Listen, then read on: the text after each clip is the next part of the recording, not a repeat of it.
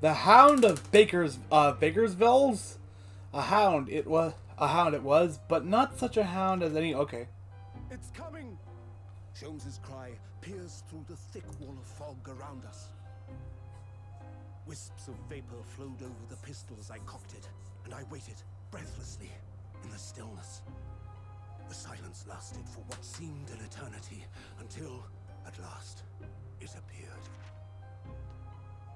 From the shadows of the cloud, an enormous beast sprang out upon us. A hound it was, but not such a hound as any mortal has ever seen. Its eyes glowed with a smoldering glare. The whole of its ox-sized body was outlined in white-hot flames.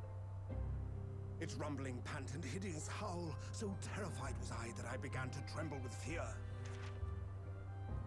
"Look well, Wilson," Sholmes declared, gazing upon the mystical beast. "For this is the diabolical hound of the Baskervilles."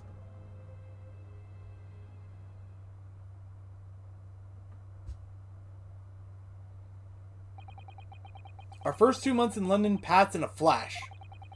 In that disconcerting courtroom experience we were first thrown into on the day we arrived in the country, and in Soseki-san's terrible ordeal that had followed closely behind, we had emerged victorious. Didn't mean to bring up the court record.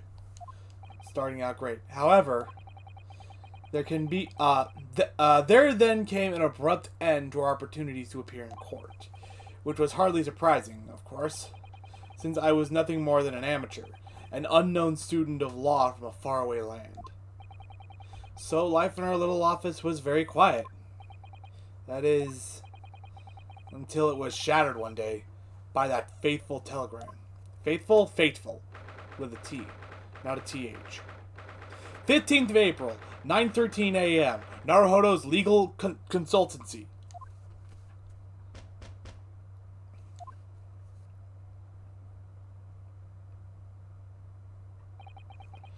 That morning.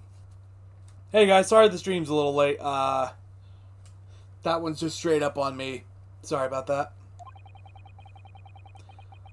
I was awoken by the unreserved knocking on the door by the telegram boy. But after he'd gone,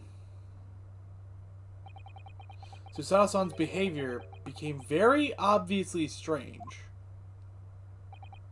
Susato-san? Yes! Is it time to leave for court already? Let me see. What case is it today? I don't think I'm scheduled to defend anyone at the moment, am I? Oh, no, of course not. How silly of me. But I think Iris said she would make us breakfast this morning.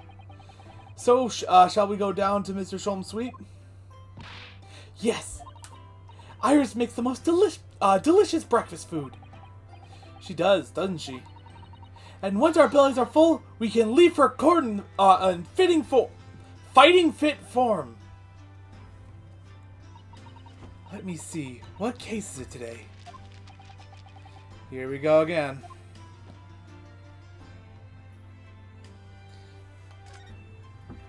The telegram. So, what was it about? The telegram that was delivered this morning, I mean. Oh, a telegram? I don't know what you're talking about.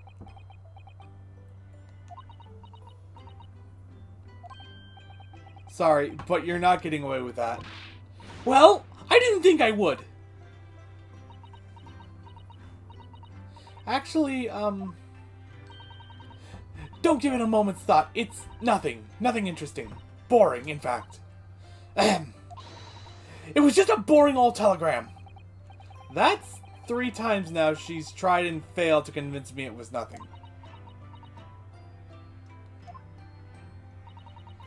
I promise that I'll tell you about it at some point. Alright, I understand. Soseki-san. I suppose Soseki-san will have arrived back in Japan by now, won't he?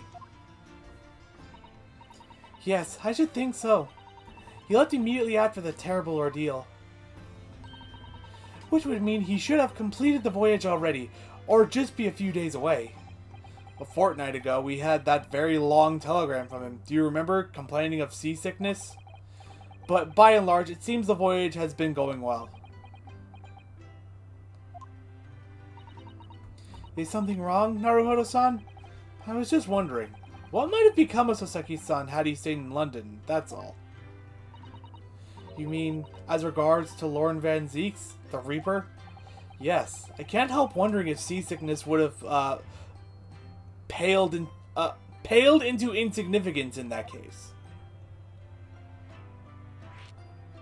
The Reaper. What is it they say? That no one who stands in the dock can be saved from the Reaper, right?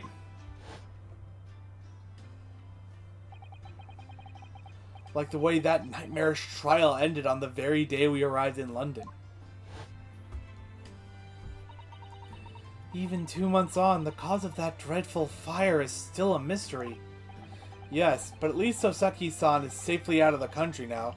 Presumably that means that the curse of the Reaper can only take effect within the confines of the city of London, perhaps?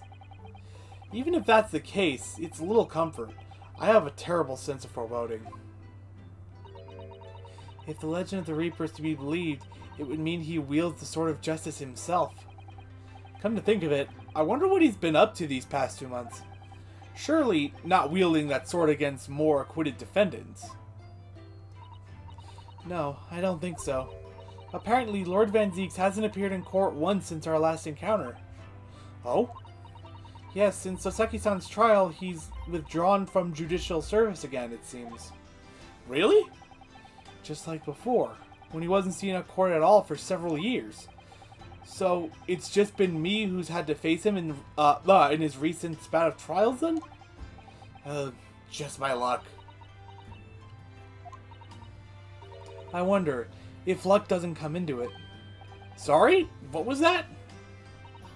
Oh, nothing. Never mind.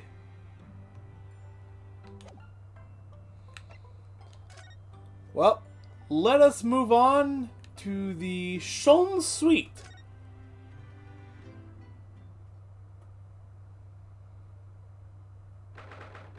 April 15th, Sholm Suite. Morning, Runo! Morning, Susie! Good morning, Iris. Iris? What is it, Runo? What is that terrible noise? It sounds like a cat being strangled. Ah, yes. You noticed that, did you? That sounds about right. Hurley isn't the best, Hurley isn't in his best form this morning, it seems.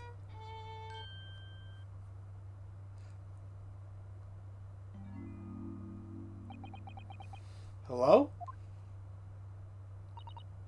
Hello? Mr. Sholmes? Good morning. A good morning to die, perhaps. I need to get the voice back on. Has something happened, Mr. Sholmes? You look miserable, and the way you were playing the violin before. My analytical mind is dead. Music is dead. The world is dead. Damn this blanched existence!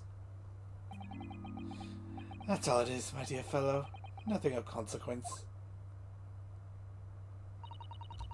I'm afraid I don't understand. Well, Iris, isn't it time we ate? Some dry toast and insipid coffee for me, if it's not too much trouble.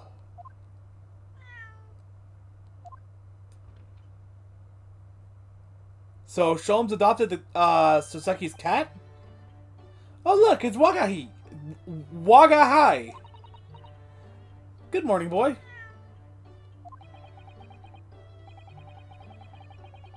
That must be some sort of tiny door for cats to use. But how did it get there?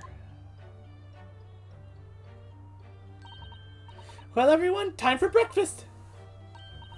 Oh, wonderful! Let me help you, Iris. It would indeed be a fine day to die. Ah, I knew something looked different. Something's missing from Mr. Sholmes' desk. I don't think I've actually looked at that part before.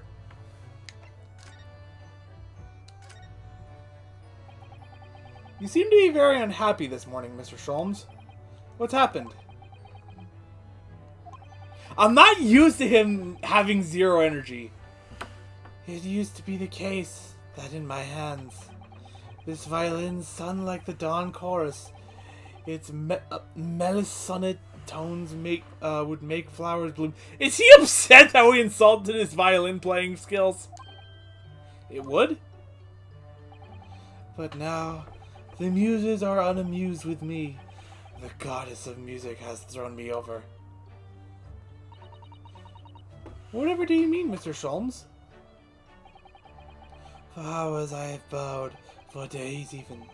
Through the night I have endeavored to no avail. That sound, my tone, is lost. That brilliant, clear, unwavering tone. Done forever! No, no more recitals of unbridled emotion! That's what I was going for.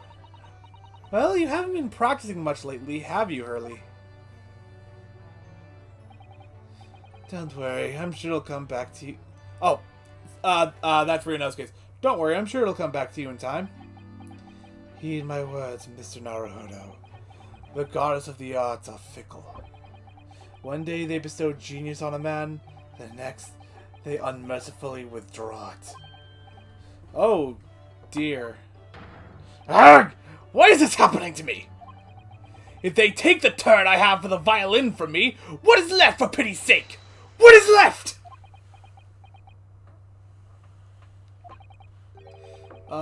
Deduction, perhaps? Isn't that what you're known for? The missing machine.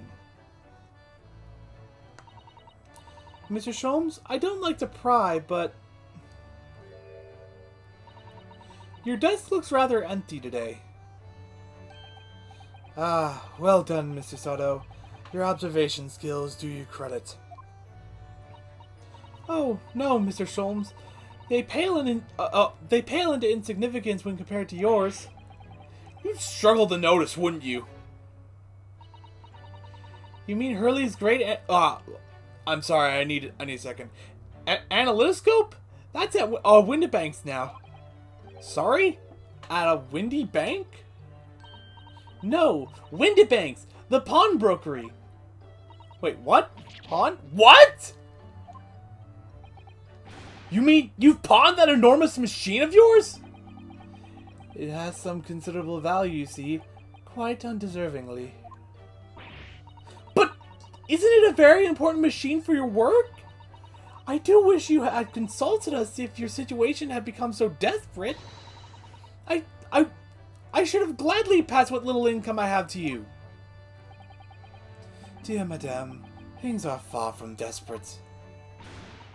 But the pawnbroker has your wonderful machine! How can it be anything but desperate? Making use of a pawnbrokery is quite ordinary here in London, I assure you. It is? It doesn't sound ordinary at all. It would seem that neither of you fully understand how pawnbrokering works. Oh! What's to understand exactly? How pawnbrokering works. What did you mean when you said we didn't fully understand how pawnbrokering works? To the people of London, pawnbrokeries are akin to banks. Banks? On Mondays, merchants relinquish their finest jackets and trappings to their pawnbroker of choice.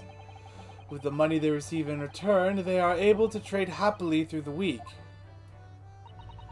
And then on Saturdays, they go to recover their things using the money they've earned. I had no idea! This has been a fascinating lesson for us! Everyone does it, you see, especially people in inner London. And should they have money to spare, they would purchase another fine jacket. Not to wear, obviously, but to pawn, should the need arise. Oh, how ingenious!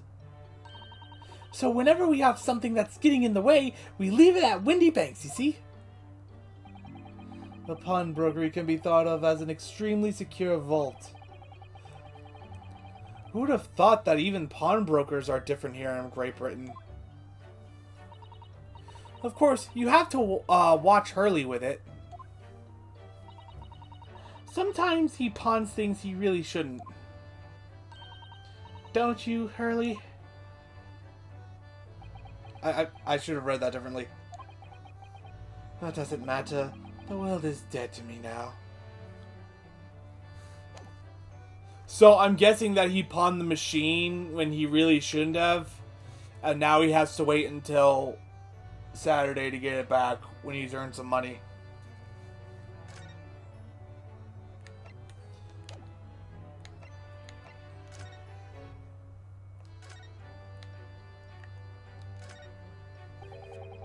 Look at Mr. Sholm's desk. It's completely clear. Isn't that enormous machine usually on it? We can never hope to understand what goes on in the great detective's mind, Mr. Naruhodo. By next time we are invited, we may find he's vacated the entire suite. That's scarily plausible, actually. What do you have to say? Wahagahai. Wagahai. I'm sorry. Mr. Natsume's cat seems to have settled into his new home then. Oh yes, and I've become very attached to the little Waggy.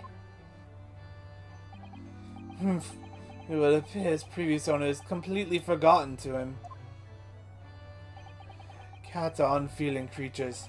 Their mews as empty as the hearts of the muses. If Mr. Natsume had no intention of taking Waggy back to Japan, I wonder why he kept him in the first place. I expect he would have taken him if he could. But pets are strictly forbidden aboard steamships in our experience. And for good reason! Terrible things can happen if the rules of passage are not obeyed. Well, I don't mind, because Waggy is adorable. Yes, he really is. Oh, yes. What about the door? I don't remember seeing that tiny thing in the main door before. Where did that come from? Oh, you noticed? You are observant, Runo. Look, I use this. It's my latest invention. What? What is it? I call it the Cat Flopomat. What? Gosh, a machine for making doors just for cats? That's right, it can make a cat flap for a furry friend like Waggy in seconds. And it can do, and it can do it in any door at all, no matter what it's made of. It's very powerful, you see. Wouldn't it have been quicker just to make the cat flap rather than making a machine to make the cat flap? Well, yes, maybe, but now I can make cat flaps anywhere I like. Oh, I think it's wonderful! You must make one for us in the door of our office upstairs, Iris. She really knows how to come up with unconventional inventions, this girl. Hee hee hee.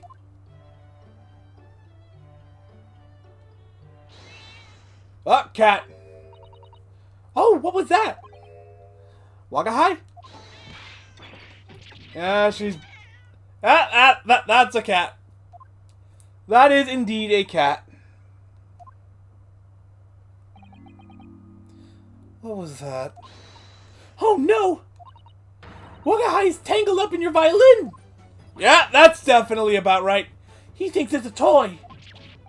No! What's he doing to it? Oh dear, Mr. Sholm's precious violin. Why should I care? What? I shouldn't be surprised.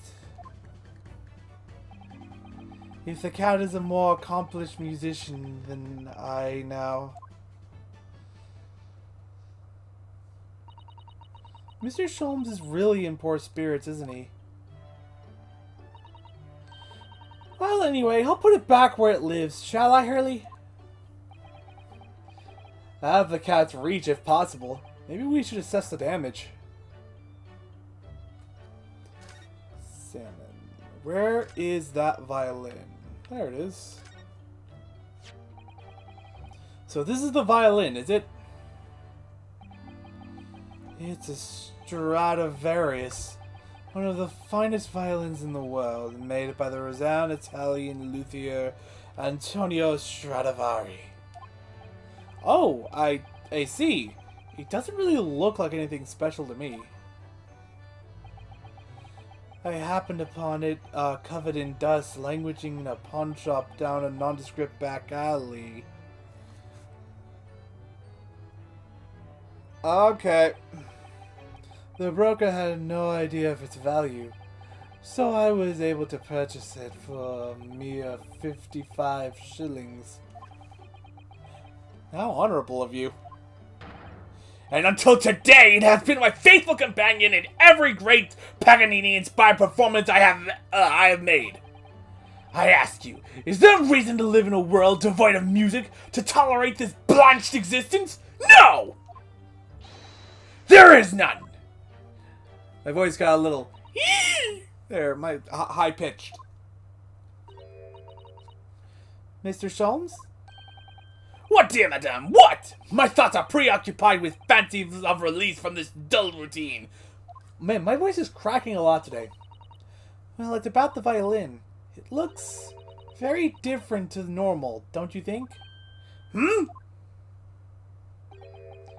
What do you mean, Mr. Sato? Oh, Susie's right! Yes! The tone of the wood is completely different!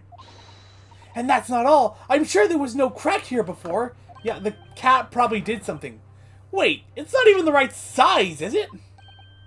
What is this?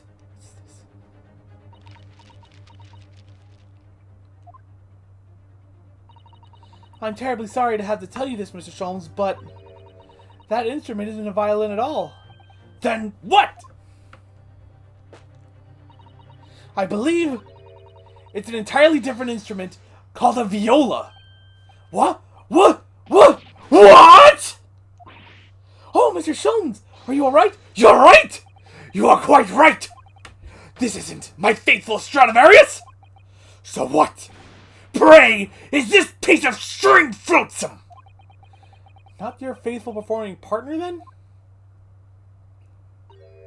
Ah, I see what must have happened. You do, Iris? This is just a simple mix-up. It sounds like Iris might be able to tell us exactly what's happened if we ask her.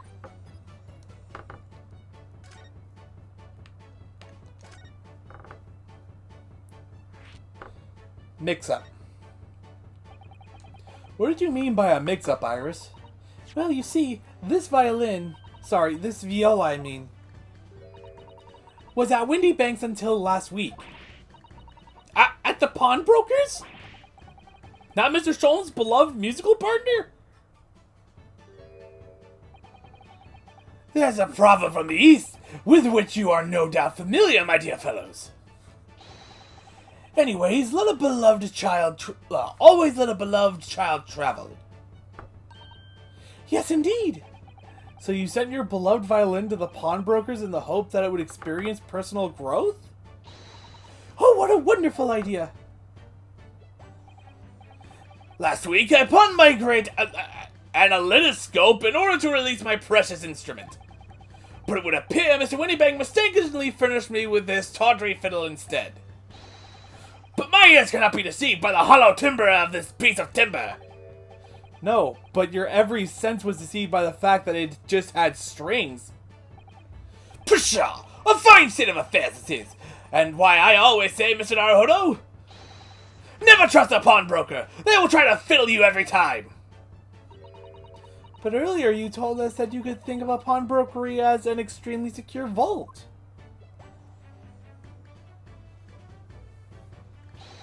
Come, Mr. Naruhodo! Dilly-dallying will get you nowhere! I'm sorry? Crunching your toast with that vacant aspect, frizzing your coffee so obtusely. Are you not a little embarrassed by your own conduct, considering the urgency with which we are faced? We must visit Mr. Windybank's brokery at once. That's right, isn't it, Mr. Sholmes? Precisely, Miss Susato. Without a moment's delay. But I haven't finished my bacon and eggs. Oh, that's like the best part, actually. My dear fellow, surely you do not still intend. To crunch your bacon with an increasingly vacant aspect, to press your eggs even more obtusely. Alright, say no more. Let's go then. Don't worry, Runo. I'd be happy to heat it up for you again later. Oh, thank you, Iris. As it happens, I'm rather curious to see what a British pawnbroker's looks like.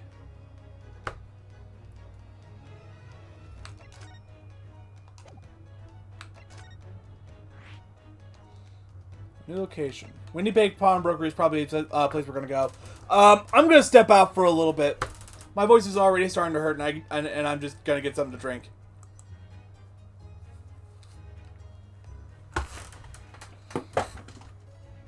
Let's see here.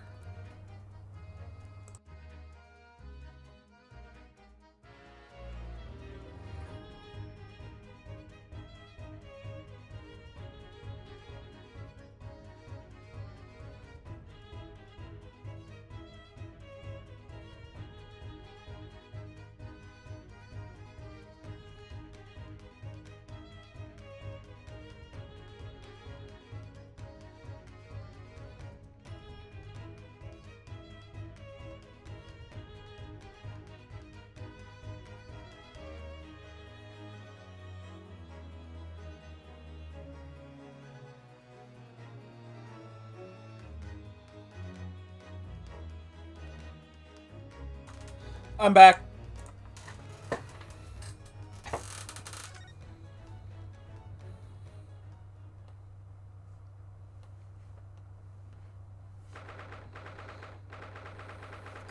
"15th of April, Windy Bank's Pawnbrokery." So this is a British pawnbrokery. Oh my! There are all sorts of tools and contraptions in here that I've never laid eyes on before. Ah, Susato-san, and that spark of wonder in your eyes. You can't wait to scour the shelves, can you? I get the impression you enjoy places like this. Oh yes, I don't know why, but seeing such a lot of things I don't understand is a real thrill for me. My dear fellows, let us not forget why we are here. Oh, Mr. Sholmes! We are calling on matters of business, not pleasure. And clearly Mr. Sholmes means business too, judging from the sparks of fury in his eyes. Ah, Mr. Sholmes, sir, welcome back. Did you hear that brazen welcome? Well, yes, we are potential customers after all. We are disgruntled customers, Mr. Naruhodo, and it's time to inform Mr. Windybank of our ire. Come! The fight is afoot!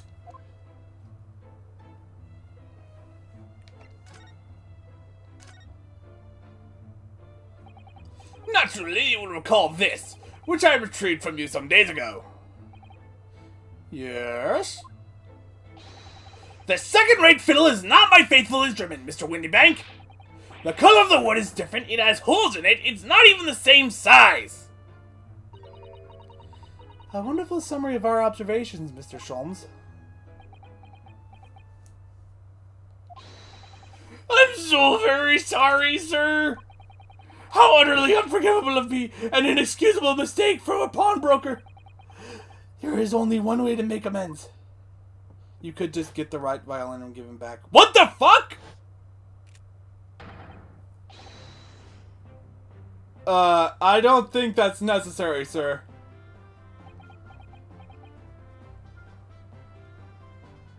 Just remember to call the suicide hotline if you're really feeling down, people. I don't think that will be necessary, do you? If I may just say one thing before I don't think it's appropriate. I don't know. Something about this doesn't feel right to me.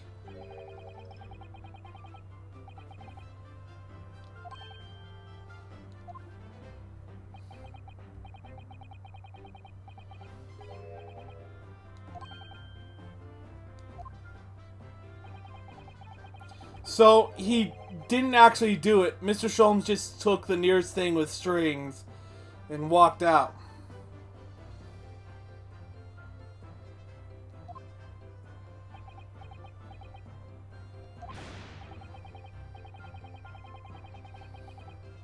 No, please put the gun down!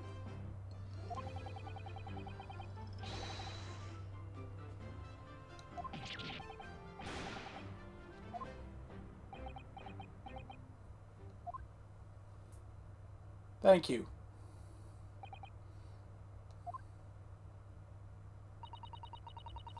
It would appear that the fight is over. I do humbly apologize, Mr. Windybank. Evidently, my questionable disposition precipitated this tragedy. Well, you wouldn't be Herlock Sholmes without that questionable disposition, now would you? I'm trying to figure out the voice again. Haha, I do believe you may be right, sir. It's either laugh or cry, I suppose. You are, it must be said, one of my more challenging customers. I needn't remind you of the peculiar collection of items you've brought through my door in the past. Oh, peculiar items? In the extreme, ma'am, for example? The unpolished manuscript of an eponymous work, the novels of Herlock Sholmes, or some such. Oh my! A new full-fledged novel? And unpublished? A story I have yet to read, you mean? Is that really this guy's thing? Maybe I'm overreacting, but I feel that's not tasteful.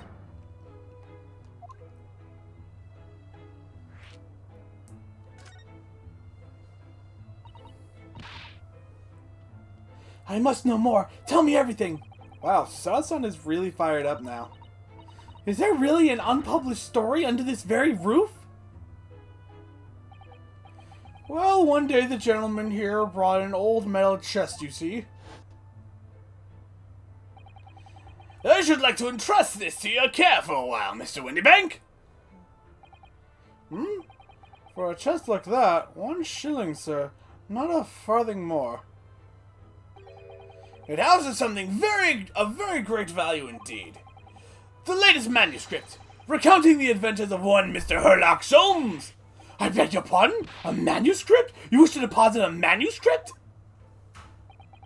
Indeed I do, for I am confident it will be quite safe here. And that was that. As such, Mr. Sholmes' latest tale of otherworldly mystery lies dormant in my storeroom. Mr. Sholmes! Mr. Sholmes, is that really true? Do I sense that someone doesn't want to talk about this? I continue to pay your fee, do I not? Then kindly continue to store my belongings Securely. Of course, sir, of course. They're safe and sound with me, I assure you, on my life.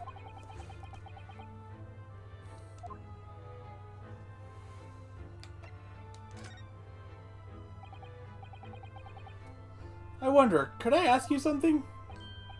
Ah, a gentleman from the Far East, I see. Yes, that sable suit. I suppose I could offer you 6 pence for it.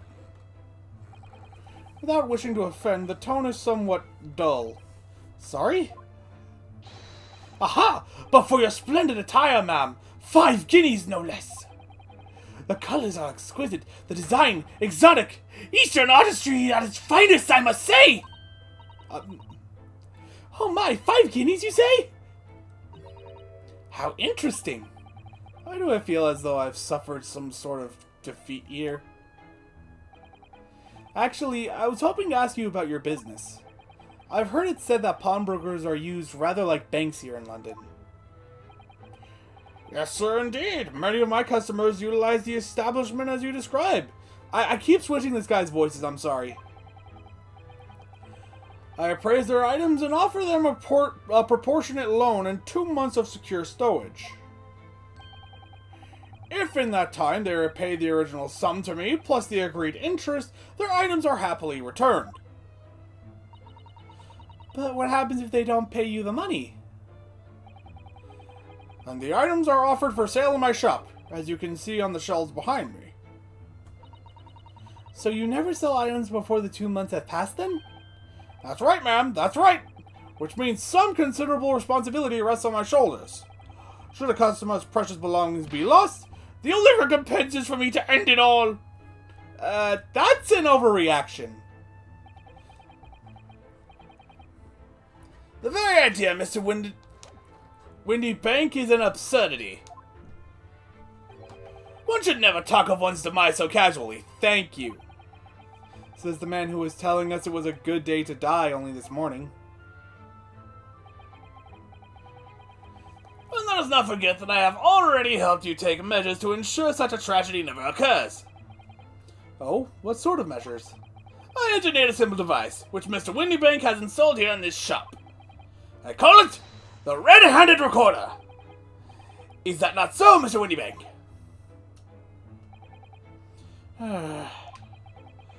What was that deep sigh about? Red-handed recorder. What on earth is a red-handed recorder? Use your eyes, my dear fellow. There are two just below the ceiling. I mean, I don't see the camera anywhere.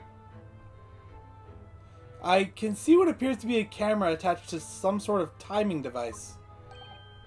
Very astute.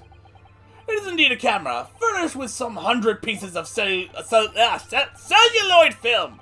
And every 30 minutes precisely, the camera automatically records the appearance of the shop.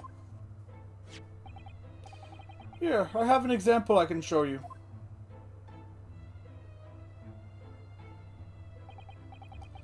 Ah yes, a print from the camera sent to record the activity at the shop counter. I developed a special type of film so sensitive it produces a crystal clear image even in darkness. Really? That's extraordinary. Yes, you can clearly see the counter and the door behind it. Look.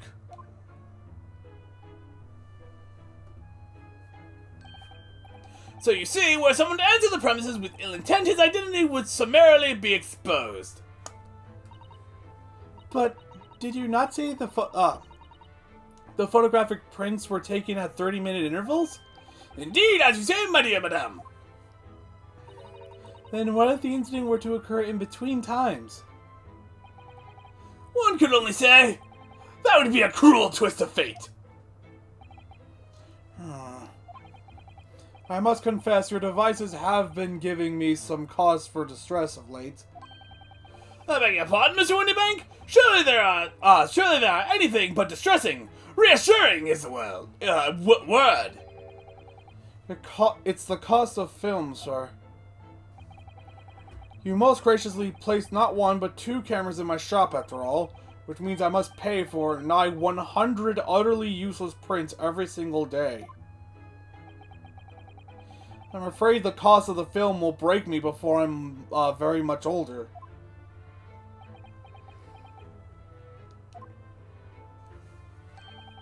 Nevertheless, a small price to pay to ensure the safety of my preferred pawnbrokery, no? My dear fellows, we verge on an age where safety and security come at a price! Oh, heaven help us!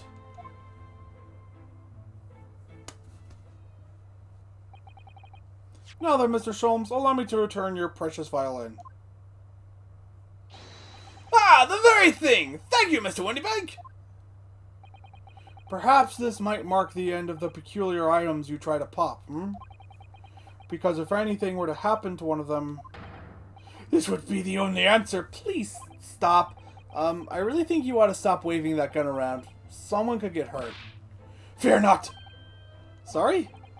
I've only loaded a single bullet, so no one but myself could possibly be harmed. That's not really what I meant. Good day to you, then, Mr. Windybank. It's been a pleasure as always, Mr. Sholmes. So, Mr. Naruhodo, now we can explore at last! One second, I'm going to take a sip of my drink. I probably should have water for streams, but I have this 2-liter Coke here. And I just drink from that.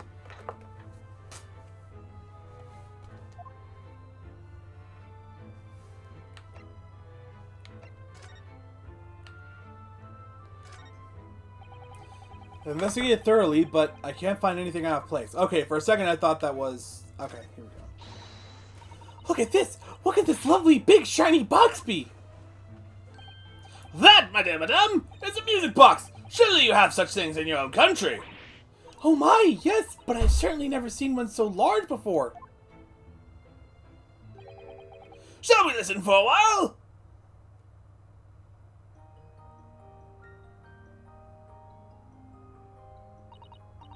Ah, what a sublime sound. It's like the music of angels. I've never heard anything like it before in my life. This particular specimen is of the larger variety, commonly found in public houses and restaurants. There is a metal disc inside on which the notes to be played are recorded. Simply by replacing the disc with another, any music you care to imagine can be played. My goodness, what a simply delightful machine! Indeed, though the popularity has waned recently with the development of the gramophone, of course. Ah, science and technology advance at such an overwhelming pace. Lots of clocks. Okay, I wasn't trying to look at the gun, but look at that enormous ledger. Look at that enormous ledger open on the counter there. Mr. Winniebank is, if nothing else, very particular about recording the items he accepts. He'd have to be, otherwise he'd get himself into all sorts of trouble. Which might explain the thing that catches my eye far more than the ledger. This revolver here. Do not entertain even a single thought of pilfering an article herein, my dear fellow. I assure you, Mr. Winniebank would not hesitate to draw that weapon with a speed belying his portly size. Oh, you don't mean he'd... Blow his brains out? Indeed, in recompense for his blunder.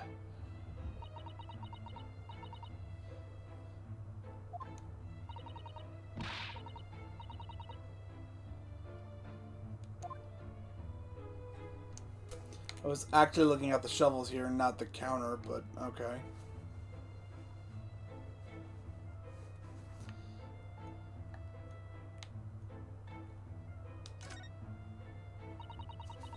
What an assortment of things there on the shelves here. Crockery, footwear. I'm gonna go see what that is.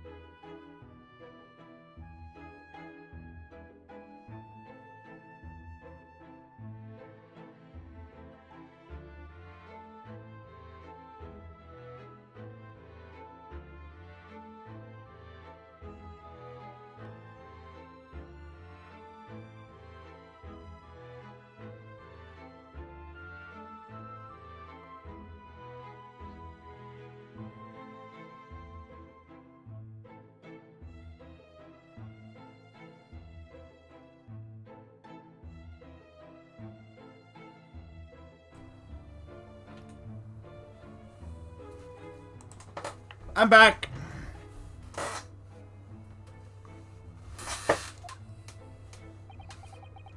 Those are forfeited items, offered for sale by the pawnbroker. What does that really mean, though? When you pawn or colloquially I'm sorry. colloquial I can't pronounce it, I'm sorry. I know how it's supposed to be pronounced, I just can't do it.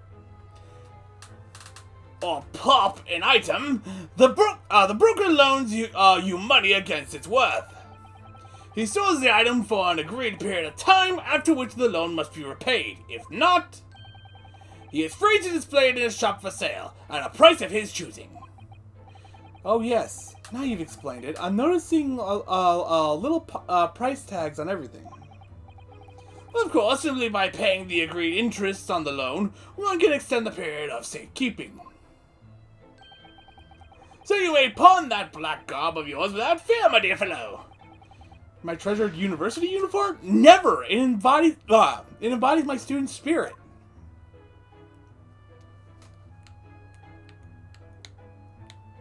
I think that's everything here. We've already talked to him.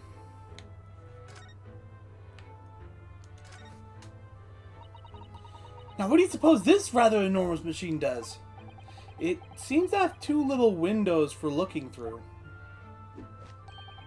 Allow me to enlighten you, my dear fellows. What you are looking at is a stereoscope. A stereoscope. Fascinating. It is aptly named, I assure you. Look through the eyepieces and see for yourself. Oh, I should be delighted to. Excuse me for a moment while I just have a look. Just before you do, there is something I should point out. My dear fellows, in order to see the image properly, stereoscopically as it were, you'll need to be cross-eyed.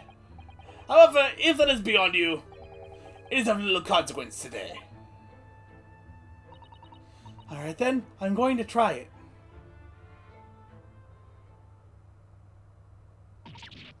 Ah! Mr. Naruhodo, you must see! At once! Oh, alright then. So I need to be cross-eyed, like I'm trying to look at my own nose.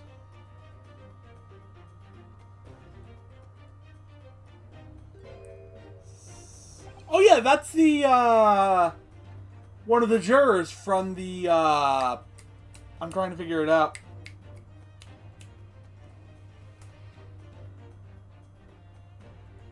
I can't remember his name. McGilded, from the McGilded trial. I don't believe it. It's just a photographic print, but it seems like you could reach out and touch it. Yes, the sense of depth is startling, is it not? Stereoscopes are one of London's many fads. They are often found in little stalls in the park. People queue for hours to see them. Why? Why are people meddling with such black magic? It is no magic, dear madame. It is, well, far too complicated to explain at present. We shall save this for another day. Oh. Maybe that would have actually been 3D in the original 3DS version. Whoop. 3 globes of gold. Is that some sort of charm? Dear me, have you not seen that sign before? No, never. The 3 golden balls are, in Great Britain at least, the universal sign of a pawnbrokery. There are more than 700 such establishments in the capital, all showing the same sign. Oh, I see. I had not imagined your ignorance was so profound. Oh, well, what is the significance of the 3 golden balls then? Does it have some special meaning? That is entirely unimportant here, dear madame. Irrelevant, even. You mean you don't know? Calendar? That's not a calendar you could easily miss, is it? 15th April, today's date. Yes, that's not for sale, I must point out. It is an Eastern-style page-a-day calendar. Every night at midnight, I tear off the front page to reveal the following day's date. The perfect calendar for a tearaway fellow such as yourself, Mr. Windybank. And who was it who walked out of here with the wrong violin before? Well, when the agreed storage period has passed without repayment, articles are forfeited, you see. So I have to keep a close eye on the date.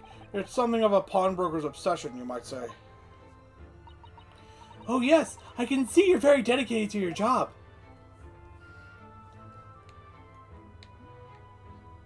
There's this. Look at this! Whatever could it be used for? I have no idea. Ah!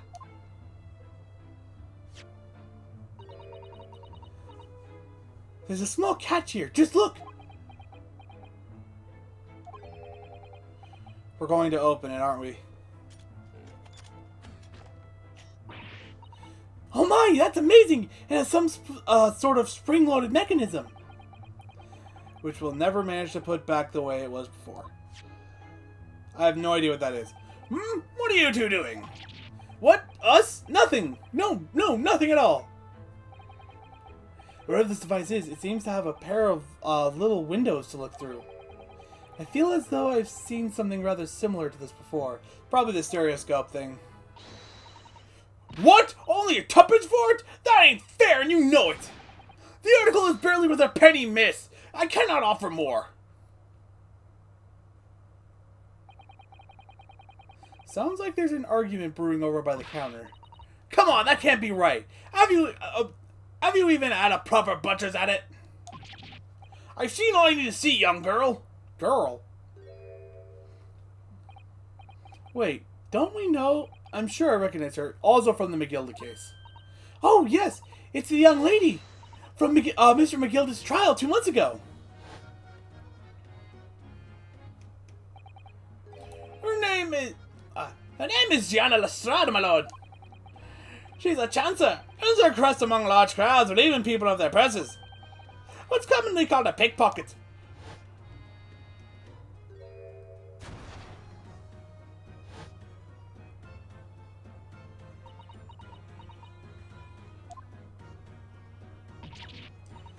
Got it, bought it, you lot! How did you get that back? Hello, Miss Lestrade. I hope you've been well. What? You remember me then, do you? Well, I remember being completely surrounded by smoke, that's for sure. So, what are you doing in here? I don't remember what voice I gave her. Down and out like the rest of us? Nothing to eat? Come to pop that black weasel sorry coat, have ya? What is it about this black uniform that makes everyone comment on it? Ah, good day, unless I'm much mistaken. You would be the young pickpocket who stole our experimental smoke grenade launcher and got it back somehow. Mr. Shums! I have no idea what voice I gave her and what voice she's going to have now. So, you have something of value to pawn, do you? Allow me to see the article. I shall negotiate with Mr. Windybank on your behalf. Pull the other one. I don't need no help from some stuck-up D. Get on my business. Go on, or I'll make trouble for you. As you wish, Miss Lestrade. I will happily remove myself from your presence.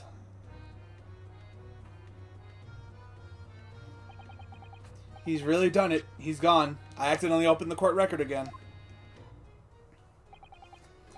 I'm sorry, but as I said, there really is no room for negotiation here. What is that thing he has in his hand? Some kind of metal disc? And you, go on! Leave me alone! Again, I have no idea what voice I'm giving her. Oh, Miss Lestrade, just pretend we aren't here. We shan't be offended in the slightest.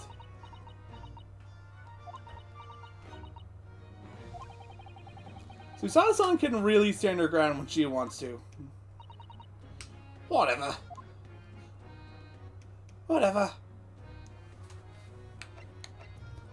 Maybe I should try like a female version of Herlock Sholmes. Pawnbroker's customer. Somehow, I didn't really think you were the sort of person who'd use a pawnbroker, Miss Lestrade. Yeah, well, I am, alright. I'm a Londoner, just like everyone else. That a problem, is it? No, not at all. It's just that, well... Oh, I get it. I know what you're thinking. That thing probably didn't even belong to here. Probably got it on the dive, didn't she? Can't read today. Well, I can see it's written all over your Chevy Chase. Chevy Chase.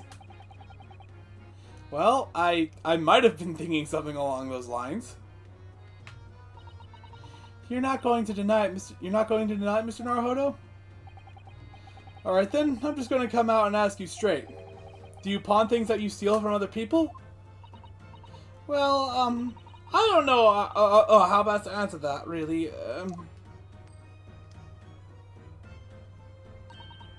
Suppose, sometimes. You're not going to deny it either, Mr. Lestrade? But not this time, alright? I swear, that thing belongs to me. The disc that Mr. Windybank is holding? Perhaps we should see what he has to say about all this.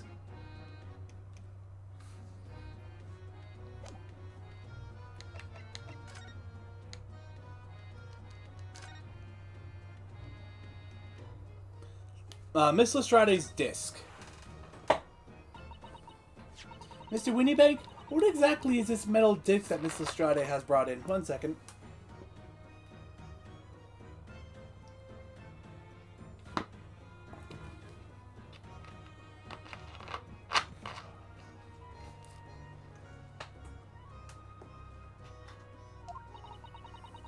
It seems to have hundreds of tiny little bumps on its surface.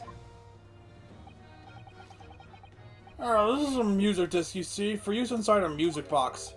In a music box? Yeah, they just explained that you can switch out the discs. What? You don't even know what a music box is? You Eastern lot ain't too savvy, eh? I don't...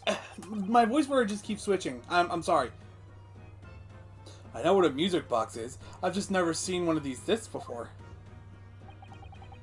Small preposterous on the metal disc and code the tune to be played by the music box. You simply insert the disc and set the machine going and beautiful music plays. It's so incredible. Tell us, what tune is on this disc? Well, I'm afraid I couldn't tell you that. There are so many different types of music box, you see. British made, German, Swiss. I have no way of knowing which particular machine this disc was made for. Ah, I see. And that's it in a nutshell. I wouldn't have any customers for an item like this, even if the young lady forfeited it. Really, I'm already offering more than I should at a penny. That's a packet of lies. He told me he did. He said it was, well... He? Who? Never you mind. It just ain't right, that's all. That disc was good money. I know it is. Well then, you'll have to try your luck at another pawnbroker's, won't you? Arg.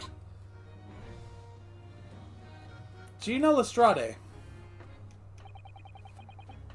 She's been in here before, of course. This little tatterdemalion. I see. And brought some dubious article or other with her every single time, I might add. Dubious? What are you trying to say? I'm an honest customer, me. So, is there something dubious about the disc she brought in today? Well, if only it were that simple. Sorry? What do you mean? What she actually brought in was a storage ticket. Ah, a storage ticket. So, Mrs. Strade has actually come to redeem an article from you today, is that right? Yeah, that's right. A girl like me has a lot of stuff what needs stored. Alright, yes, that's definitely dubious. The article in question would have been forfeited at midnight tonight. But as she gave me the ticket for it and repaid both the loan and the interest, I was obliged to return the article to her. But what was the article? Do tell us, Mr. Winniebank. The little scamp is wearing it, ma'am. The coat? It's the overcoat that she redeemed. Oh. What? What's wrong with it? It fits, don't it? I mean, it's mine, so of course it does.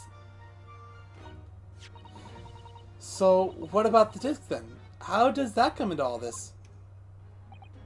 Ah, the disc is something else. A new article to pawn, if the girl and I can agree a price. New article to pawn. I'm confused. I thought you said that Miss Lestrade brought in a storage ticket today. It's really quite simple. Yes, the child brought me a storage ticket and the money owed on it, as you say. For this heavy black coat which you returned to her care, as I'd understood it. That's right, yes. And rather unsurprisingly, as soon as the little ragamuffin put the thing on, she went rifling through the pockets. Oh, you mean...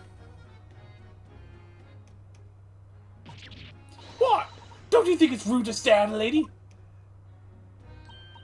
Ah, I see. So it came from the pocket of the overcoat, did it? It's too big for that. Or it did. You mean this disc? Then yes, exactly, ma'am. And she immediately tried to pawn it. For quite a high price as well. This is all rather suspicious, I think. Give it up. I'm just trying to pawn something like anyone else would.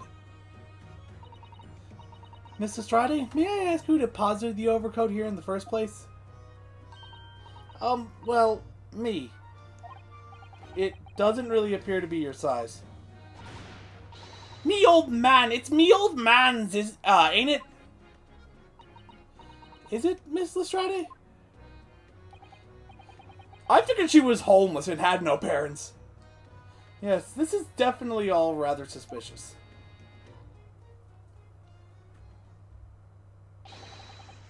Out of my way, please.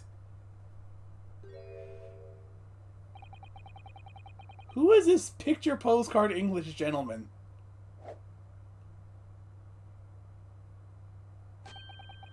Good day to you, ladies. Gentlemen. What's your problem, eh? That was... I'm sorry. There's no problem as long as you remove yourself. I have a matter to discuss with the proprietor. And if you intend to make a problem of it, I shall see you outside, little girl, for hiding, for the hiding you deserve. Look, ain't it obvious? I ain't done talking with him yet. If you think you're such a gent, you should know, how to wait in line. Well, you are an impudent little brat, aren't you? As well as a pickpocket. Eh? Who are you? How do you know who I am? The question is, how do you not know who I am? You haven't the courtesy to even remember the faces of your victims, it seems. What? You mean from you? Broca. Yes, sir? I believe this filthy pocket thief has just redeemed an article from you, no? Yes, the article in question belongs to me. I demand for it to be returned at once. Oh my! Now that's a lie! What are you trying to pull? Give me back my overcoat, you, give me back my overcoat, you wastrel, and needless to say, any music box discs too. No! You can't have it! You just can't! It's me old man's, or it was, now it's mine! Goodness, Mr. Naruhodo. This is a very awkward situation. Yes. I think perhaps we should hear both sides of the story in a little more detail. The gentleman's accusation. Miss Lestrade, is what the gentleman is saying. What do you think? It's all lies, ain't it? Obviously. I swear on my life, I ain't never laid eyes on that dandy before. Let's hear it now, you little ragamuffin. You stole it, didn't you? That ticket you brought in here just now? No, I swear to God. It was barely an hour ago. I was walking along the street minding my own business when this little guttling ran into me. I knew at once what had happened. How did she steal a coat off of you, dude? I've been robbed yet again. Oh no, wait, she stole the... I'm an idiot. She stole the ticket, not the coat. I'm an idiot. I'm sorry. Those wretched pickpockets. Yet again? Oh yes, as you can see, I'm a man of impeccable style. This isn't the first time that I've been targeted by these backslum scoundrels. Now then, relinquish my overcoat. Eh? Come along now, Miss Lestrade. Give the good gentleman his coat back. If you're going to cause trouble, I shall have no choice but to call the police. Hold on! Why does everyone think it's me? Just look at this dandy coat, and you think, I'm the dodgy one? I'm sorry, but no one's going to believe you. Even I'm having a hard time believing her, and I'm starting to feel like she's the defendant. Well, what about evidence? Yeah. Where's your evidence that I've stolen something, eh? Come on, let's see it. Oh, I have evidence, naturally. You what? Evidence. Evidence that the article Miss Lestrade redeemed actually belongs to this gentleman. Of course, we need only consult Mr. Windybank's ledger to know the truth. We'll be able to look up the name of the person who deposited the article in the first place. Yes, brilliant! I'm very sorry, but I'm afraid that won't be possible. Oh? I never ask customers' names. That's a strict policy of mine. But why not? Well, now, as you can imagine, some of my customers have circumstances to consider. A great many of them prefer to maintain their anonymity. Yes, I see. But then, how can you know if an article belongs to the person asking to redeem it? Oh, it's quite simple. Good sir, might I trouble you for the watchword associated with the article in question? Of course, it's... Professor. Yes, that's right. And all the evidence we need. This gentleman is the rightful owner of the article, without doubt. A watchword? Interesting. Watchwords. So, about these watchwords, Mr. Windybank. As I just explained, I never ask customers' names when they deposit items with me. There are many reasons why certain customers would like to keep their activities secret. That wasn't exactly a subtle glance at Mr. Sholmes now, was it?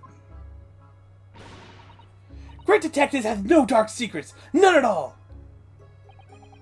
Yes, well, anyway, that's why I always ask for a watchword whenever I accept a new article.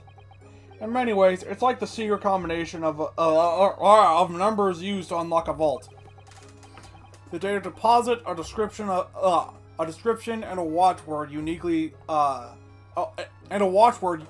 identify each item. And of course, then I give the storage ticket to the customer. 1 second.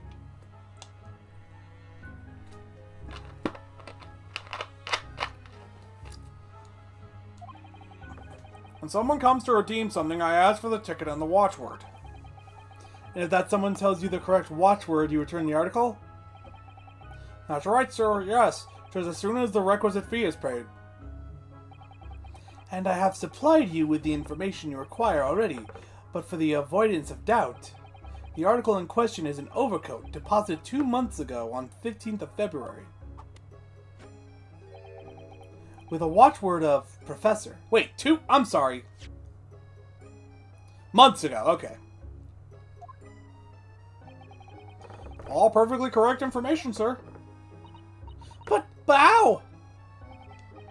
Really, this is beyond a joke now. There is no further room for doubt.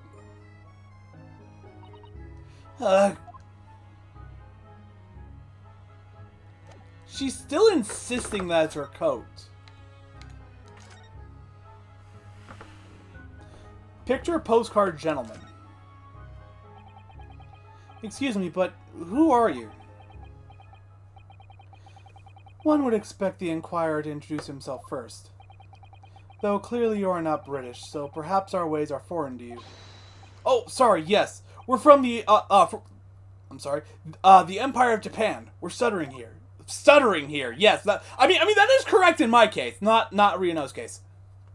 Oh, yes, Japan. I've heard talk of the place. Its inhabitants live on some fiery brown-colored soup dressed up with exotic spices.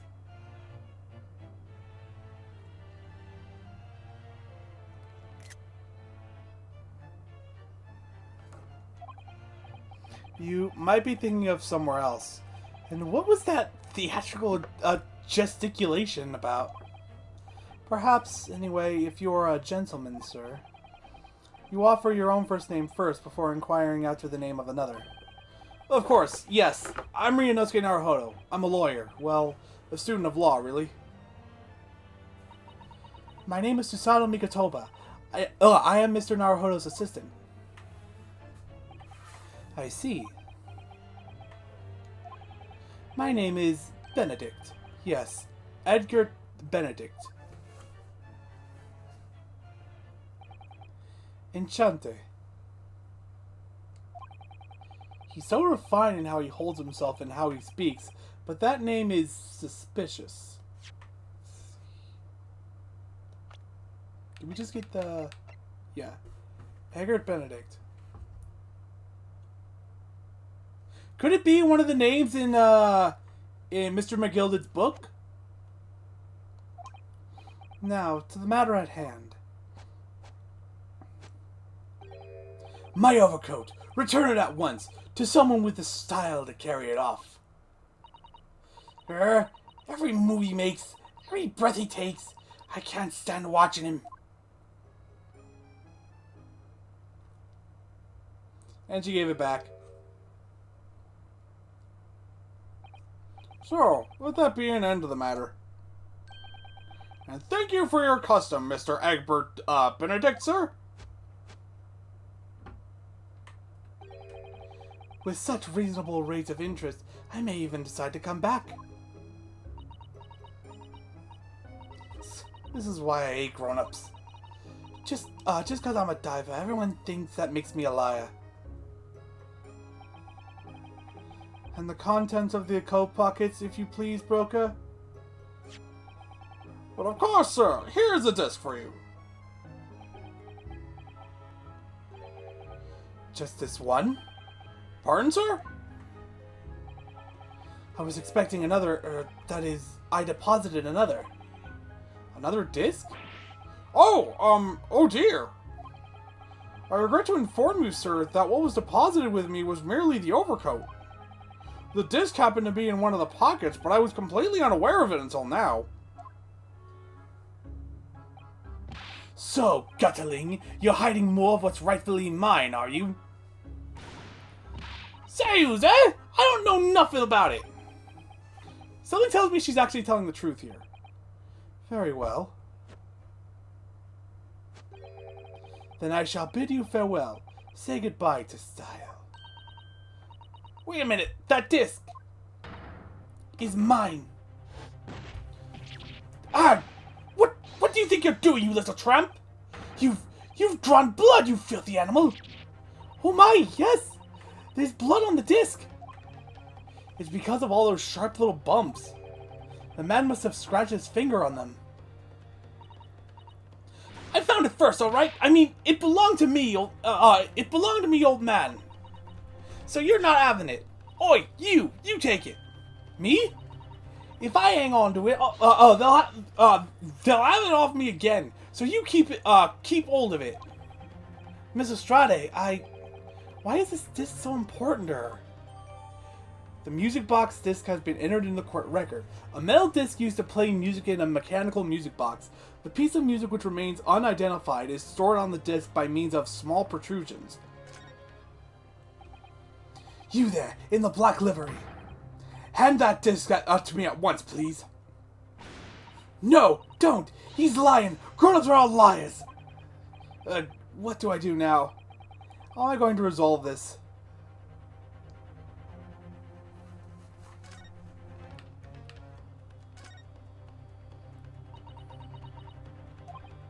Wow, Mrs. Stride is really looking daggers at that mysterious gentleman. We need to do something to calm this down before she loses control and attacks him again.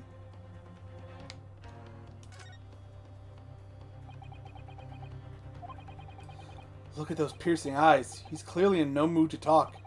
We have to do something quickly, before this mysterious gentleman leaves to fetch the police or something. Well, what is there to do? Look at Mr. Windybank, watching diligently over his shop. There are still so many things I'm curious about, but somehow I don't really feel like this is the right time to be browsing. Calming this fraught situation must be our first priority, and I'm fairly certain we can find just the great thing we need among the articles in this shop. Great things! Oh, that's what we gotta do. Sholmes, help! Mr. Sholmes? What are you examining with such keen interest there? As you enjoy a bar of caramel, I see.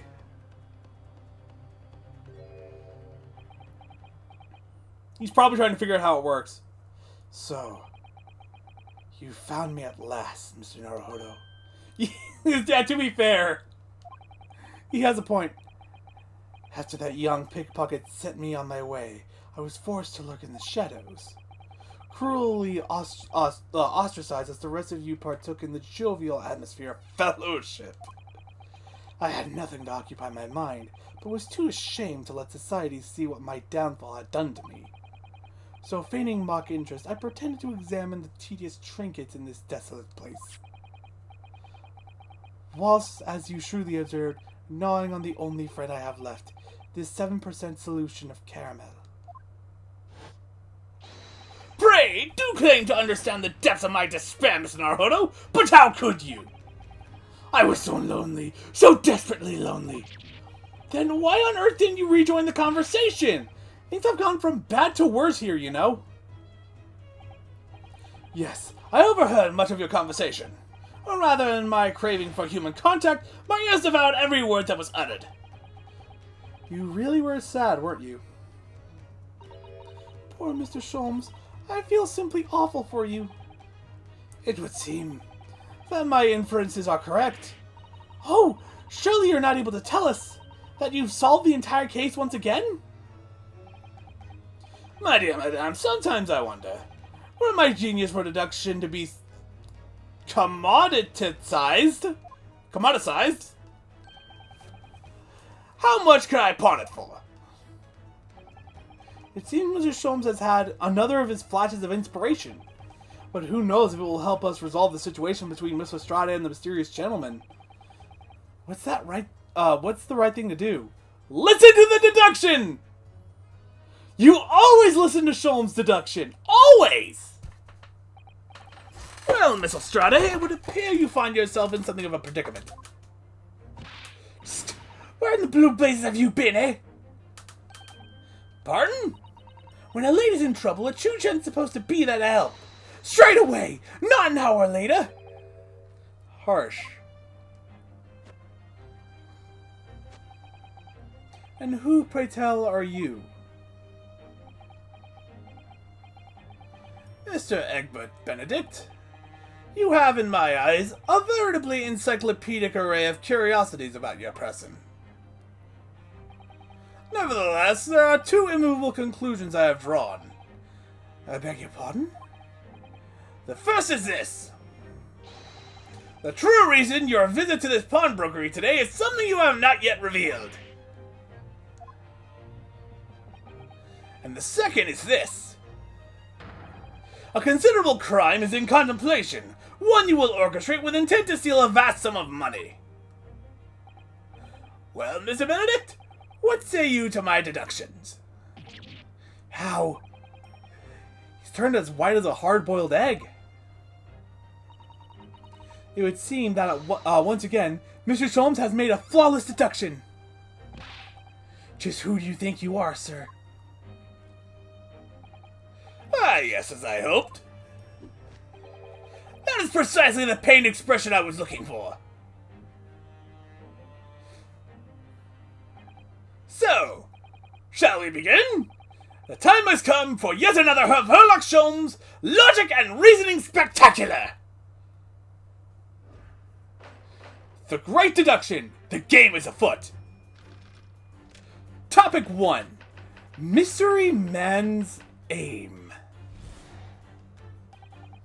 First of all, we must ask ourselves on what business you ventured to this pawnbrokery today. You claim to have followed this pickpocket here, having had the redemption ticket stolen from you on the street. But that is most certainly a lie. The real truth is something quite different. He's holding a pamphlet. As revealed by that which you hold in your hand! Yes, what brought you to this shop in the first place is a staff recruitment flyer! The piece of paper in your hand is a staff wanted advertisement from this very shop. Yet even the most unobservant would soon realize that a man of your appearance has no need for such employ. In other words, there's some ulterior motive for your actions. The cane which you unwittingly clutch to your person exhibits an incontrovertible contradiction. What utter rot! I've had this cane for years! The contradiction of which I speak is, of course, the missing ferrule. Or it could be that the initials are wrong. The end of any walking cane would be terminated with a metal ferrule to protect the wooden tip. Why do you keep opening the court record, Mr. Naruhodo? And yet, detailed analysis shows the wooden tip of this stick to be utterly bare. Therefore, there is only one conclusion. The rod that you hold in your hand, which appears to be a walking cane, is in fact no cane at all! You recoil, sir. Is something wrong? And in your recoiling, you inadvertently facilitate the answer to the next conundrum to present itself. Namely, what is the truth behind this rod you bear? Yes, your reaction betrays the truth. The handle which you evidently would like to conceal is the key to understanding the riddle. From the moment I saw it, my suspicions were aroused. What walking king demands such a stout handle, mused I? But of course, as I said, this is no walking cane. No, that's rod. Is the broken handle of a shovel! What? Are you insane? And now, having determined the undeniable truth, the conclusion is clear.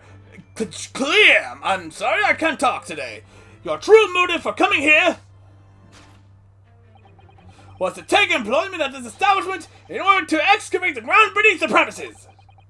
What a calculated crime you have conceived, sir! A wickedly calculated crime! Conclusion.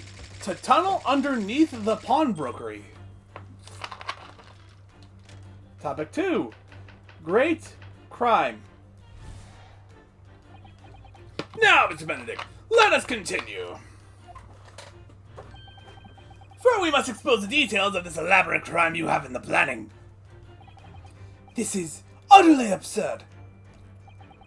You suggest that I, a gentleman, intend to excavate the ground beneath this pawnbrokery with a broken shovel? What on earth do you propose I could expect to find there? Some long-forgotten treasure, I suppose? Such for a fanciful theory, what possible reason could I have to do as you say? Oh, but there's ample reason. As you are only too well aware, Mr. Benedict. Ah, and your furtive glance is more telling than I could have hoped. What? Let us consider what would motivate a man to infiltrate a shop such as this and covertly dig beneath its floor. The answer is revealed by the council notice on the counter to which your eyes were inadvertently drawn. This letter gives notice of public works to be carried out in the local area. And according to the enclosed plan of the upcoming sewage works, beneath this shop runs a sewer that adjoins another, one that runs under the bank on the opposite side of the road. This menace has entered the sewers now, has it? By excavating the ground beneath our feet, you would gain access to the waterway that flows in very close proximity to the great vault of the financial institution opposite. What are you? In summary, sir, you devise a master plan to pull off an elaborate bank robbery. By dint of the underground tunnels. Master plan? Which brings us at last to the final chapter of this lurid scheme. With what plunder did the thief hope to make off from the underground vault of the bank? Are you quite serious? Having consulted with Scotland Yard some days ago, I happen to know the answer. But naturally, the answer is no secret to you, is it, Mr. Benedict? I have no idea what you're talking about. Allow me to present a rather interesting piece of evidence. You see, this picture postcard tells us all we need to know. A postcard of the great exhibition? I'm afraid you quite lost me. Currently in the final stages of preparation, the great exhibition will soon be underway. And the government has provided extra funds to complete its centerpiece, the Crystal Tower. Funds that currently sit in the vault of the bank on the other side of this road. Pardon? Yes, the considerable crime you have been contemplating is a theft of that which sits in the vault of that bank, the special reserve funds for the great exhibition. Of course, that is top secret police information, so keep it under your hat, please. To steal the great exhibition's reserve funds.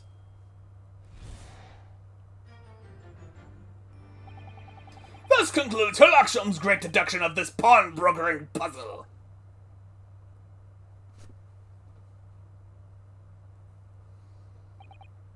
Mr. Sholmes?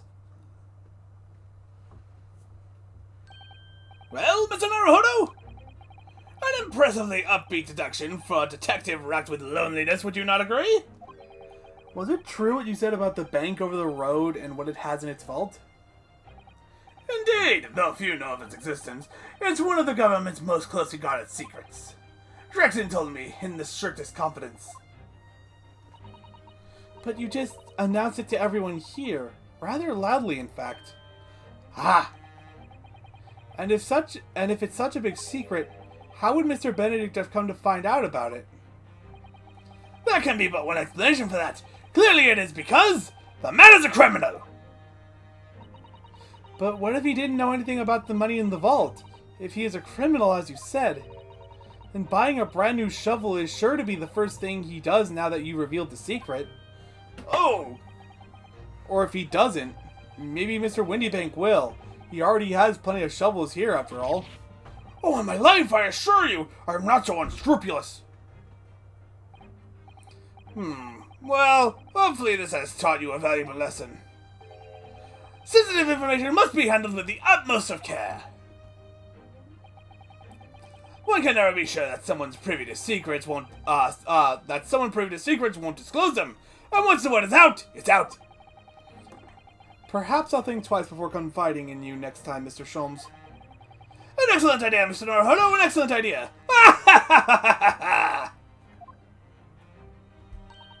Well then, Mr. Naruhodo, you know what to do, I'm sure.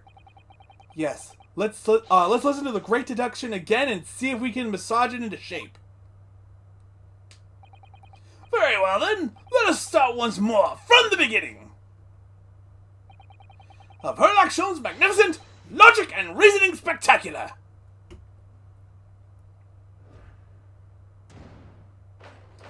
Course correction. Hold it, Mr. Sholmes!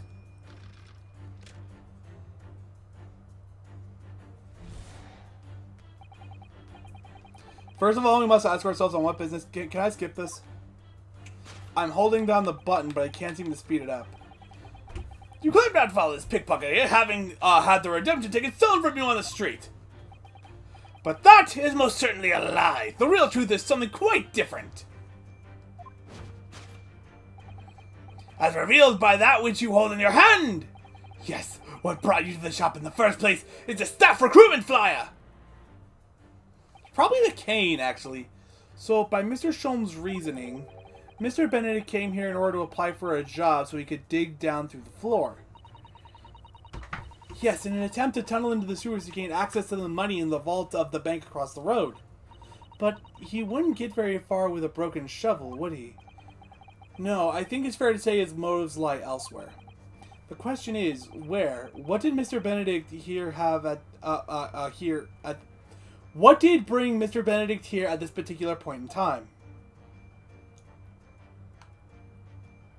Stylish hat. I don't think it's the hat. Oh, what's this? What is this? Scribbled writing. Oh, look at all the scribbled notes on the back of the flyer here. I don't believe it! What is it? Listen to what it says. Name, Gina Lestrade. Height, 5'2". Green cap, scruffy waistcoat, grubby white shirt, blue satchel, ragged. It's a detailed description of Miss Lestrade. Goodness! There's even a sketch of her hat and all. Although if she showed it to her, she'd fire that smoke grenade launcher in his face for sure. And look, the details of the shop have been written down here too. Windibank's Pawnbrokery, Baker Street, redemption deadline 15th of April. Which is today's date. Why would Mr. Benedict have all that information scrawled on the back of that piece of paper? Info about Miss Lestrade. Take that!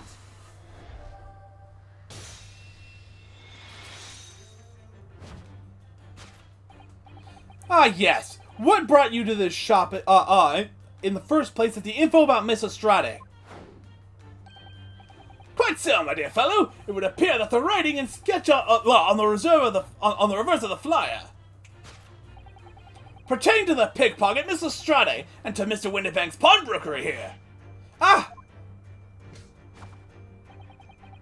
You originally told us that you had merely given chase after Miss Lestrade stole the redemption ticket from you. But that, sir, is a thinly veiled lie. It is the information on the back of the flyer that led you here today, by which I mean here to Windibank's pawnbrokery today, the redemption deadline of that overcoat. So you waited outside for the young girl matching the description you have written on down to arrive. And you have gone to some lengths to hide the reason for your pursuit of Miss Lestrade. In other words, there is some ulterior motive for your actions. The cane which you unwittingly clutched to your person exhibits an uncontrovertible contradiction. What utter rot! I've had this cane for years.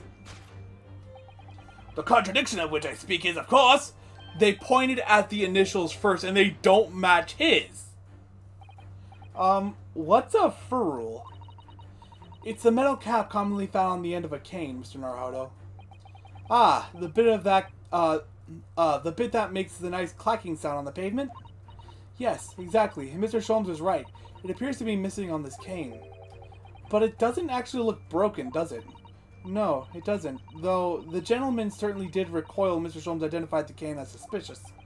In other words, there's something secret about the cane that Mr. Benedict would rather we don't know.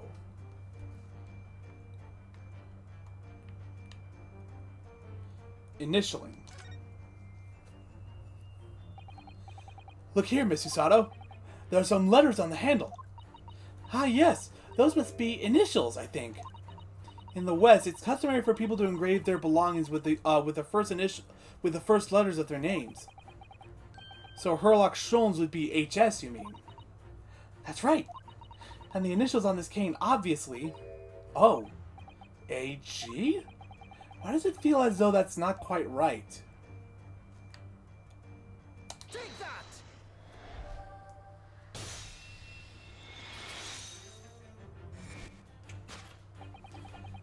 The contradiction of which I speak, of course, the initialing. A most astute observation, wouldn't you say, Mr. Egbert Benedict? We are led to believe, sir, that your initials are EB. Yet in the most possessive manner, possessive manner, you have in your grasp a cane bearing the initials AG. An incontrovertible contradiction indeed, would you not agree? No, you're wrong. This cane isn't... You said before that you had that cane for years. So don't try to tell us that you just borrowed it from a friend you or found in the park. In short, though you hold yourself to be a gentleman, you have withheld your true name. I heard like a ripping sound. You recoil, sir. Is something wrong? It legit sounds like he ripped his pants. And in your recoiling, you inadvertently facilitate the answer of the next conundrum to present itself. Namely, what is the truth behind this rod you bear? Yes, your reaction betrays the truth. The handle which you evidently would like to conceal is the key to understanding this riddle, you see. Let's consider the bare bones of what's happened here. Mrs. Strade redeemed that fine-looking overcoat, and now a mysterious man has appeared, introducing himself with a fake name, and claiming that the overcoat belongs to him. But we know that he actually identified Miss Lestrade from a written description, which suggests that everything else he's told us is untrue. So what we need to do here is somehow prove that the overcoat cannot possibly belong to him. So it ripped. It did rip. There it is! It doesn't fit him. It's too small. The seam on the shoulder is coming apart. Look. So it is. Do you know a moment ago when Mr. Benedict was surprised by something that he said? I thought I heard him make a rather strange noise. It sounded like a tiny growl. But now I think it was probably the sound of this seam ripping open. If you look closely, it does seem to be a very tight fit. The sleeves are stretched to bursting, and he wouldn't have had have a hope of fastening it at the front. If we were here to run around in it, I'm sure the whole thing would fall apart. That I'd like to see. Sorry? So how can we make Mr. Benedict run around? She's really giving this some thought. Take that!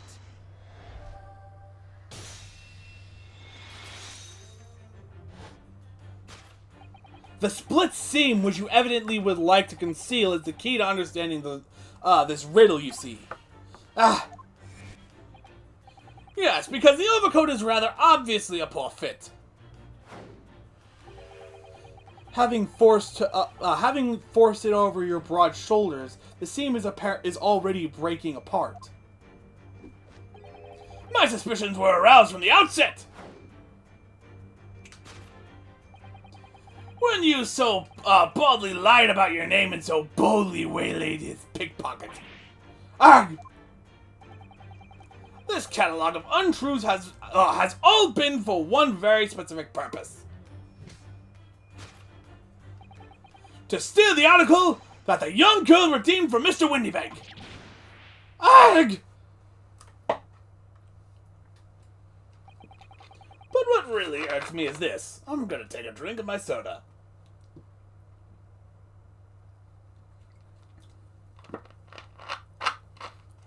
Cherry Coke.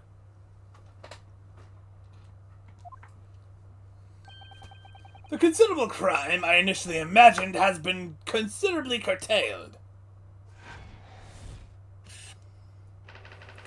To abscond with a redeemed item.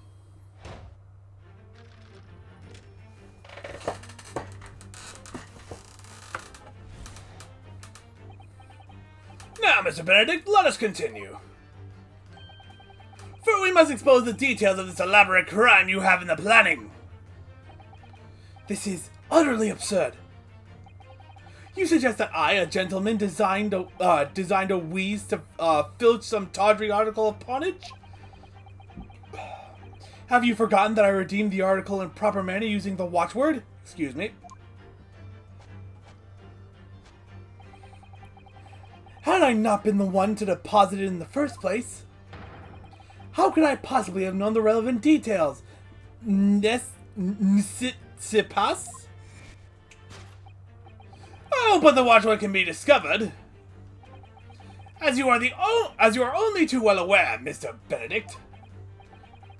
And your affirmative glance is more telling than I could have hoped. What?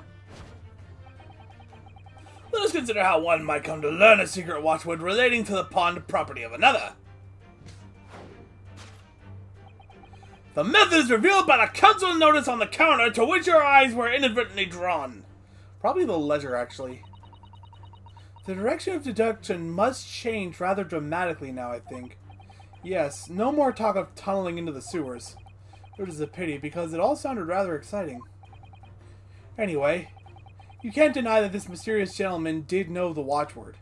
Yes, Professor. If you didn't know that word, Mr. Winniebank would never allow you to redeem the article.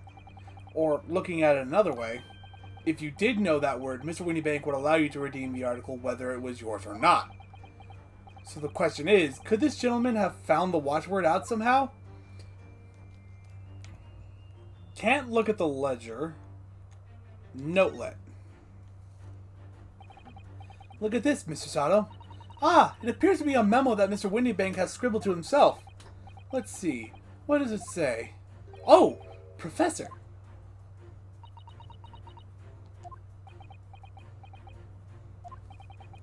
Mr. Winniebank must make a note of the watchwords his customers give him right before their eyes. And in alarmingly clear script as well. Oh dear, I don't know where to look. Who knows what other secrets I might see? Take that!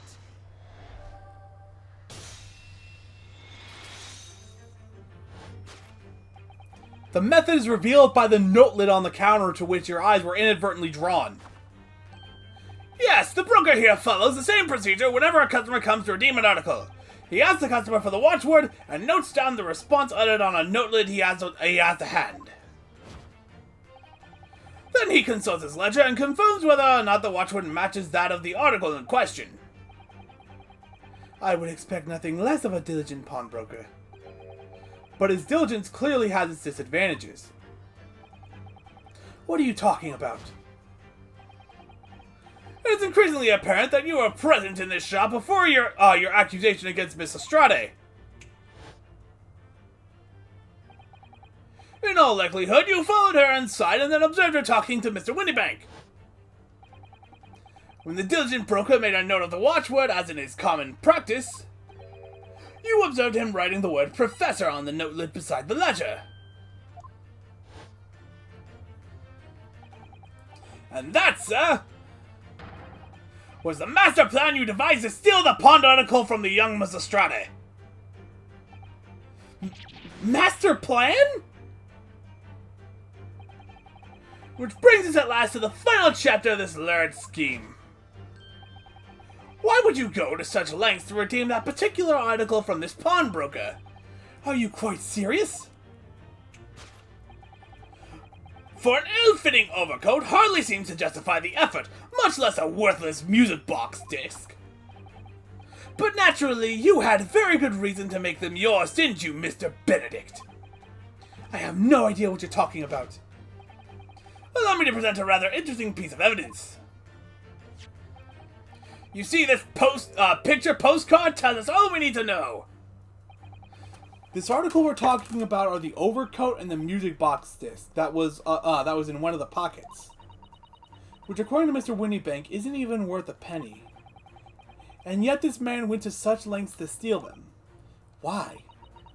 I wonder if perhaps we already have the evidence we need to explain it, Mr. Naruhodo. Could we? Really?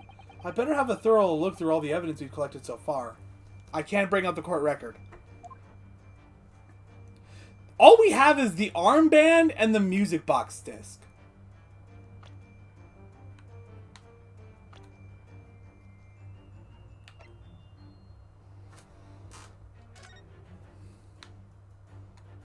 Oh! I didn't even see this. Oh, there's a little scrap of paper stuck onto the reverse side of the disc. Look. For McGilded. Was Lestrade McGilded's daughter?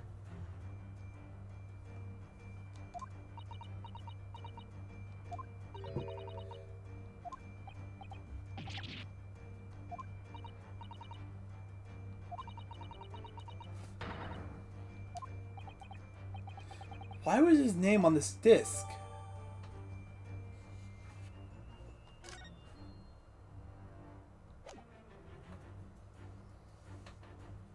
Take that!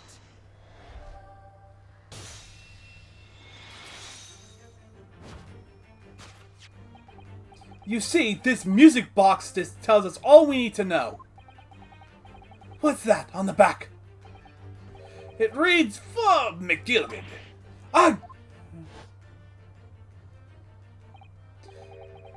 Mr. Magnus McGilded, the unfortunate philanthropist who perished in curious circumstances at the Old Bailey 2 months ago.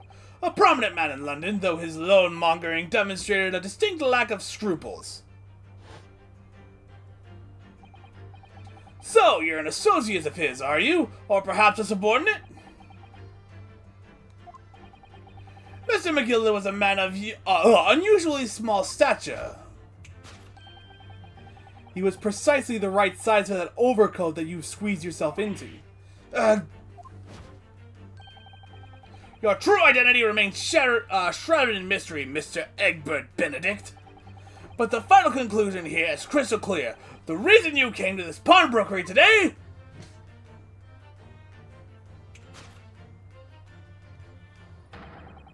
was to retrieve an article left behind by the late Magnus McGilded.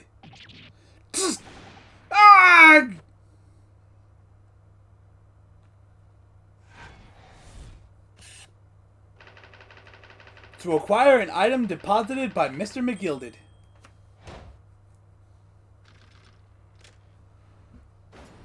Deduction complete. Elementary.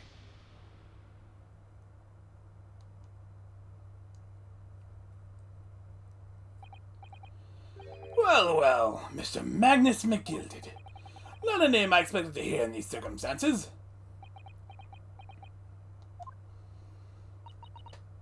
Mr. Sholmes, I'm afraid there's something very troubling on my mind. Pray tell, Mr. Sutto. Well, according to what Mr. Winniebang told us earlier, today was the final day on which the coat could have been redeemed, was it not? Yes, ma'am, that is correct. Today would be precisely 2 months since it was first deposited.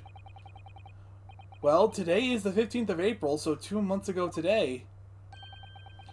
Would have been the 15th of February, sir. That's right. It's all carefully recorded in my ledger. Deposited at 10:30 p.m., I see. What? But that suggests... Yes, 15th of February is precisely the date on which the omnibus murder took place. And 10:30 in the evening is precisely the time at which the terrible events were unfolding. Suggestive is not the word. It would seem the matter is utterly beyond coincidence.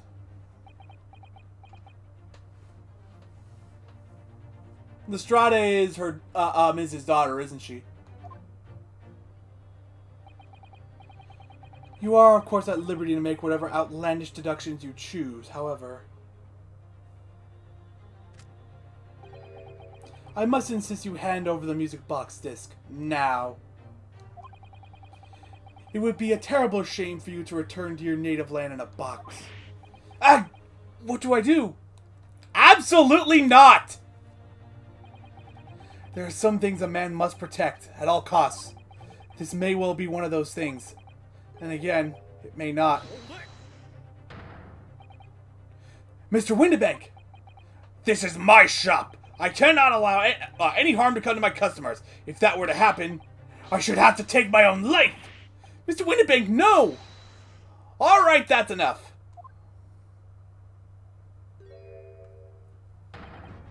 Inspector Gregson! Inspector? That's right, Sunshine. The alarm was raised on one of our detected emergency lines. So we got here as fast as we could. Now, what's all this about, eh? Oh, praise be! You're here at last! I was moments away from forfeiting my own life in my very own establishment! God, freaking...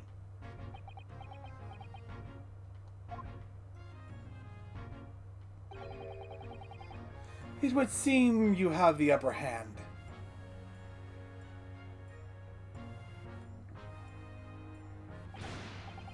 Right, you let out some explaining to do. I don't appreciate being bothered with some petty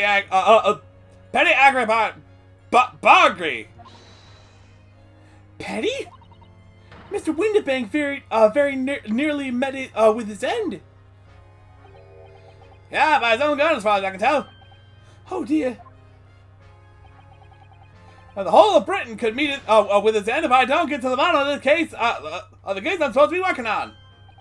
What on earth is the case, Inspector? Spare no detail, Gregson.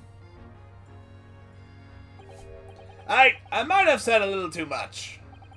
No matter, it's nothing to do with you lot. Anyway, sir, you're gonna have to come with me down to the station. But of course, Inspector. Ah! He's getting away! Grab for him, lads! Whistle the beat officer, too! Sir!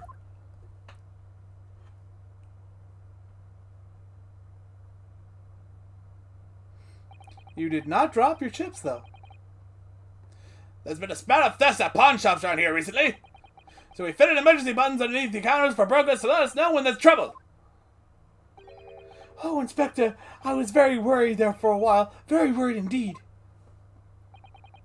Now then, Mr. Permanently Ill Morning. Oh, yes? I'll be taking that, whatever it is, to Mr. McGill down to the yard. Thank you very much. So hand it over. Oh, yes, of course. No, don't give it to him. It's mine, that is, mine. I'm sorry, miss. But anything belonging to McGill, belonging to McGilded has been, freaking thundering problem. Has to be taken in as evidence now. As evidence? If the police demand something as evidence, my dear fellow, we have no choice but to capitulate. It's all yours, Inspector.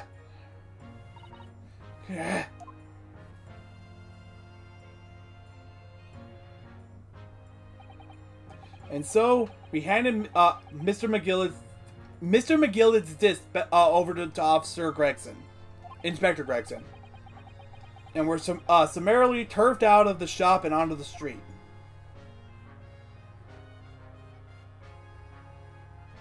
To be continued.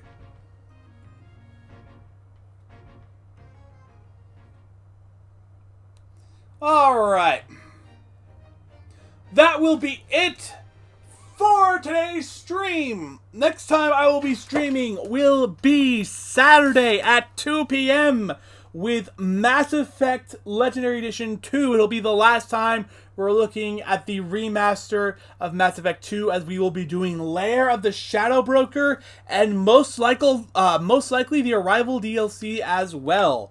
But next time I'll be playing Ace Attorney, well, assuming everything goes well with what I have to do before streams, will be next week, Tuesday, 7 p.m.